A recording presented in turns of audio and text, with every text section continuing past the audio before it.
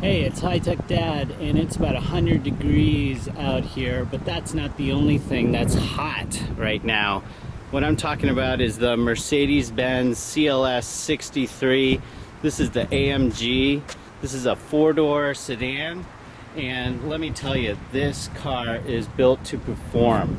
It not only has great styling, as you can see by the low-sloping roof line and window line, and just its sleek appeal, but this car is built for speed and performance. It's got a 518 horsepower bi-turbo V8, and this thing can move. It can get off the line in about 3 seconds. I actually haven't tested that because I didn't want to get a ticket, but from what I can tell from driving this around for about a week, it is one heck of a monster. But it's also incredibly comfortable. It's got some great tech features, which I'll go into in a little bit, and it's a pleasure to drive. So let's start with the exterior styling. First of all, you can see that it's got a really low slung roof line here. It really slopes back. Not too much window space, and it feels really elongated. It almost feels like it's moving while it's standing still. You can see it's got dual exhausts on the back here. Everything is sculpted nicely. You can see the swooping design of the tail lights, and everything about this vehicle makes it look like it's moving fast even though it's sitting still. So like I said, it's 518 horsepower. It's a V8 bi-turbo with direct injection. It gets about 516 pounds of torque, and it's got a lot of other performance features. So this particular model has an upgrade package for the AMG Performance Package, which has better brake calipers. It has the top speed also raised from I think 150 miles an hour to something more like 180 miles an hour, and that you probably won't be able to do around in the US unless you're in a closed track or something like that. So that's another thing about the AMG, is if you get one of these guys, and the package price on this particular one that I drove was about $113,000, sort of the price of a small home, is you really want to see if you can get some kind of training to go with it, because there's a lot of tech and performance driving that you could do to really make your driving experience better. So before we go inside, I want to show you all the room that it has in the back. You can really load this thing up, and you can flip down the rear seats, and like I said, there are a lot of luxury features in here, including being able to just push a button to close the trunk if you're that lazy. But I guess if you have a car of this price, it'll do just about everything for you. So it is a four-seater. There's a pretty big center console with a variety of things that you can do. My kids have loaded it up with trash, and various armrests come down, and you have additional places for more cup holders if you want that sort of thing.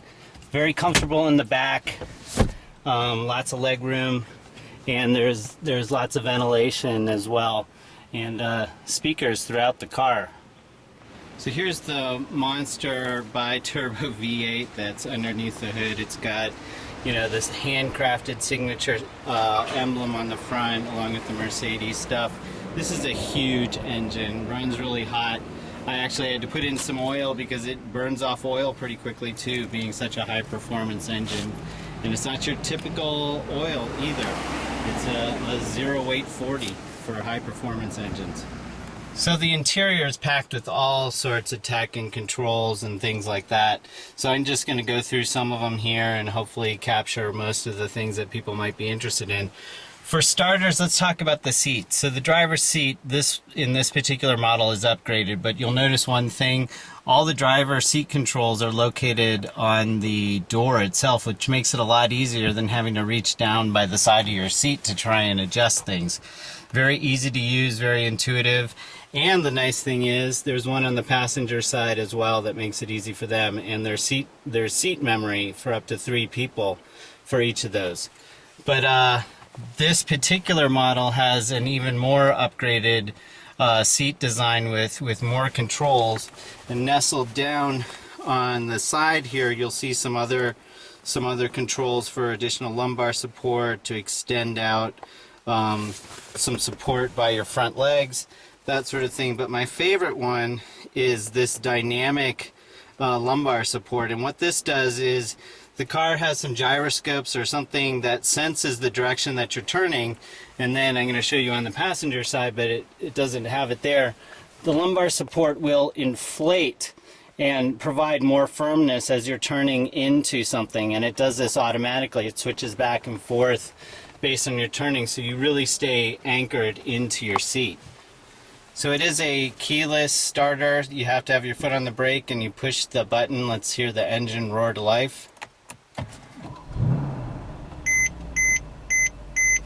Lots of indicators telling me to tighten my seatbelt, and that's another thing, is when you put on the seatbelt both on the driver and passenger side, it tightens to adjust properly against your chest. So the steering wheel has lots of different controls. One thing that's kind of interesting are the paddle shifters. They're mounted to the steering wheel itself, so you can drive in fully manual mode or let the engine do the automatic mode, and I'll go into that in a second. But there are directional, there's a directional pad here that lets you go through and change different things on your vehicle's configuration. It'll tell you if you have any service issues, your tire pressure, that sort of thing. If you sync up your phone, it'll provide information there. If you're driving, here's satellite radio, it shows what channel you're on. If you have the navigation on, it'll give you turn-by-turn directions on the speedometer itself, which is kind of nice. There's the outside temperature. It's actually cooled off. Outside it's only 91. And a variety of other controls that you have here. And you can, if you go down and up, you can switch through, how much range you have left, your gas mileage. So that's something important to talk about. I didn't drive this car too hard, but I averaged about 14.5 miles to the gallon. Obviously I wasn't speeding because my average speed was only about 21 miles an hour. But this thing with the V8 will get you 0 to 60 in second gear in about 3 seconds. I didn't try that, didn't want to get a ticket, but supposedly you can do that. So the display screen is not touchscreen. That's one thing that I noticed. It's all controlled via a jog dial here, which lets you zoom in and out or switch to different things by toggling it up or down or right and left. You can go back and do a variety of things there. You can also switch what display you're working on. So this is the radio display. If you have CD changer filled, you could play video or movies in there. Navigation's another one, telephone, variety of different things, and then get system information as well. Very easy to use once you get used to it. Once the muscle memory sets in, then you have volume control over here and some basic media controls as well. In terms of the climate control, it's really easy to use. All the controls are here, and so there are dual climate controls. I usually leave it on auto, which keeps it pretty cool. In the heat, I've been using the max AC, which you can hear really kicks on. You can also do everything completely manually as well, turn it off, and the passenger can control their own as well. There are heated and cooled seats. I wish these worked a little bit better. The cooling sort of works pretty well, but not super well. Another nice feature is a rear window shade that's automatic. You can pull it up and pull it down, which is nice because the rear window is very sloped and a lot of sunlight will come in. So if I push that button there, you'll see that the rear shade will go up and provide some added shade in the back. There's also a fully opening sunroof, moonroof, and all the controls are up here. Has some very nice reading lights, which are are actually mounted in the rear view mirror here, so it really, the driver doesn't see it at all, which is kind of nice, so it's not distracting. And the opener is for the sunroof is right here. There's also some online assistance that connects you with Mercedes to if you break down or you need some other things done, it needs some assistance, that sort of thing.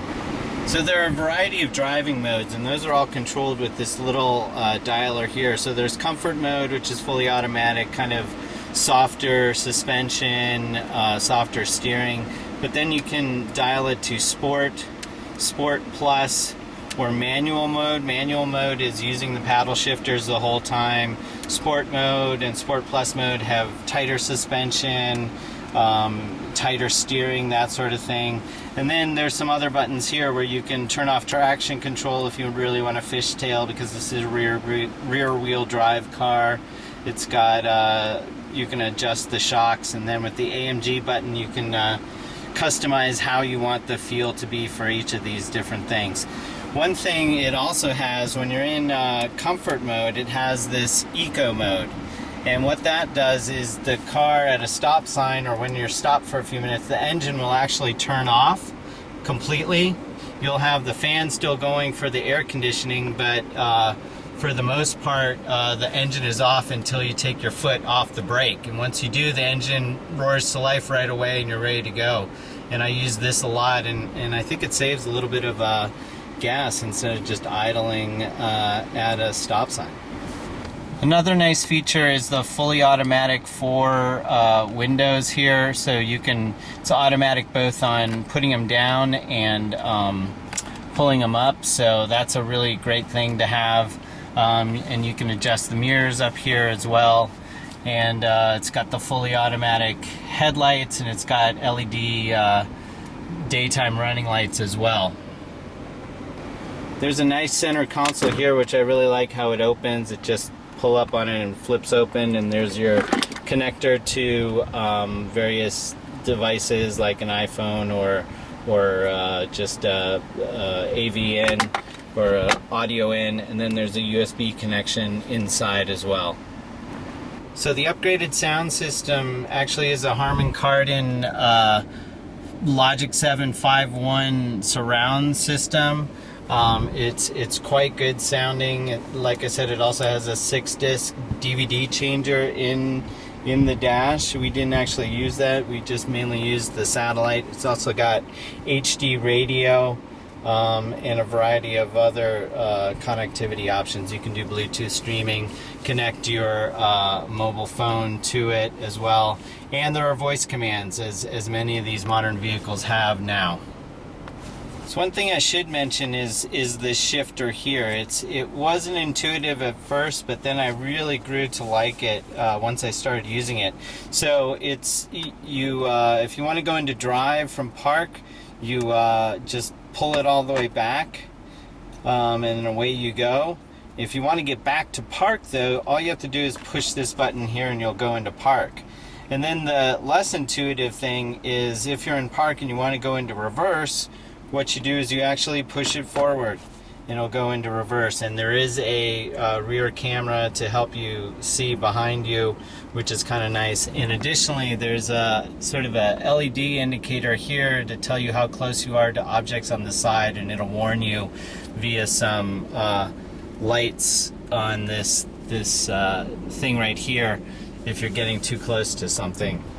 Lastly, this Mercedes is really safe. So it's got a ton of airbags. There are like 9 supplemental restraints, including 2 stage front airbags. There's even a knee airbag and pelvis airbags and curtain airbags and side airbags, and basically the whole thing will turn into an airbag if you get into an accident, it seems like.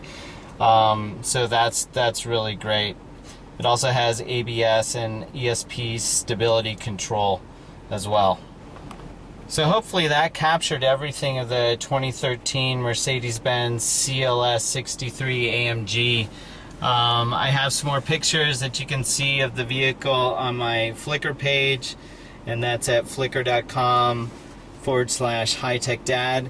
And if you want to read the review and see some other information, you can visit my blog, and that's at www.hightechdad.com.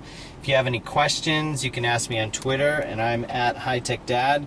And lastly, head on over to my Facebook fan page and give me a like over there, and that's at facebook.com/HTD-blog. And be sure to, if you do pick up one of these, be sure to take like a driving course and learn about the one thing that I didn't talk about here, which is the racing start. And this is something that I haven't actually tried, but basically you can get off the line really, really fast. You have to use both feet on the pedals, one on the gas, one on the brake to get it going. So anyway, love this car.